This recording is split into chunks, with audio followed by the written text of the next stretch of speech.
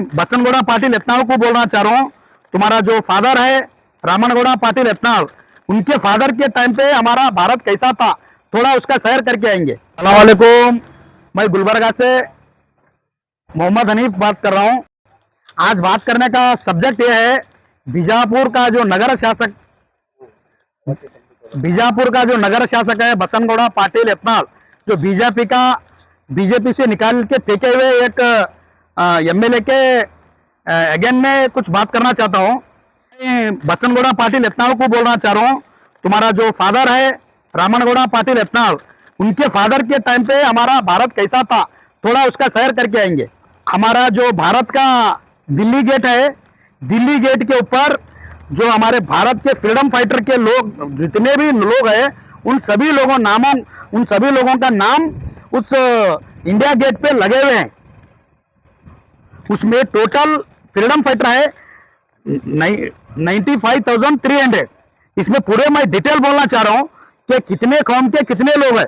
हमारे मुसलमान के 61,390 है, सिख समुदाय के 8,550 है, हिंदुलिदा समाज के 14,480 है, दलित समाज के 10,777 लोग है, सिंधी समाज के 9 लोग है और लिंगायत समाज के खाली 598 लोग है।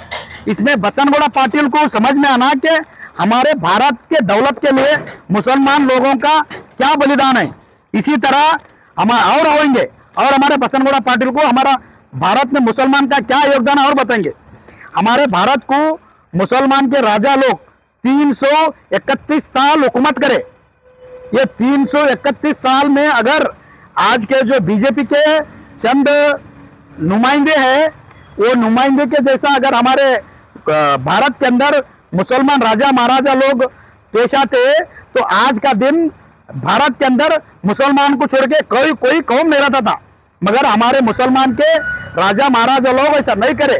331 साल हमारे भारत पे हुकूमत करने के बावजूद भी हमारा भारत का संविधान एकता को बुलंद किया है और हमारे भारत में सब लोगों को एक नजर से देखे बोल के आज मुसलमान लोग, ये जो बीजेपी के चंद बेवकूफ नुमाइंदे लोग बोलते ना पंचर करने वाले हैं बोल के, अगर हमारे भारत के राजा महाराजा लोग मुसलमान को कोऑपरेट करते तो आज चंद लोग पंचर का काम नहीं करते थे। ये इस बसनगौड़ा पाटिल यत्नाल को मालूम होना चाहिए। तीसरी बात, जो हमारे 1931 में राजगुरु और भगत सिंह को, सुखदेव को जो फांसी का सजा सुनाए ब्रिटिश गवर्नर, उस गवर्नर का नाम था लॉर्ड विलिंगटन। उस टाइम पे हमारे न्याय व्यवस्था के न्यायाधीश थे आगा हैदर। मगर हमारे आगा हैदर जो है ना, इस फांसी सजा देने को नामंजूर करते हुए, मैं एक जज हूं ना तो मैं कोई कसाई हूं बोल के उनके स्थान को राजीनामे दिए। ये भी वो यत्नाल को मालूम होना चाहिए। तीसरी बात, इतना 1931 में भगत सिंह और सुखदेव और राजगुरु, ये लोग जो है ना ब्रिटिश गवर्नमेंट के एक जेल के अंदर बम रखे थे। इस प्रकरण को कोई एडवोकेट जो है ना केस लड़ने के लिए मना कर रहा था।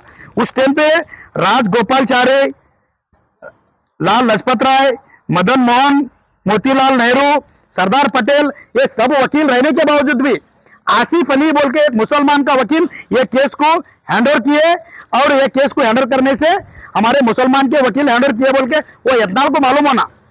इतना रहने के बावजूद भी वो यत्नाल गलत बयान देता। आज हमारे एक मुसलमान, एक हिंदुस्तान के संविधान के पद पे रहने के बावजूद वो एक कौम को अड़चड़े बातें करता। अरे तू एक इलेक्शन रिप्रेजेंटेटिव हो के तू हमारे जो कर्नाटका का जो विधानसभा का जो मंदिर है, उस मंदिर में तू प्रमाण लिया कि मैं भारत के संविधान को, भारत के परंपरे को एकता नजर से देखता हूं बोल के तू कसम खाया। आज वो कसम को तू तोड़ रहा। मैं बोलना चाहता हूं उस विधानसभा के अध्यक्ष से, स्पीकर से मैं बोलना चाहता हूं, यूटी कादर साहब से, तुम्हारा पावर यूज करके you are a one president of Vidhansabha legislative होने के नाते मैं आपको आग्रह करता हूं कि ऐसे एक कोमुवादी शासक को उसका शासक स्थान से निकालना बोल के। सलाम वालेकुम। नाम बोलो। मोहम्मद हनीफ गुलबर्गा।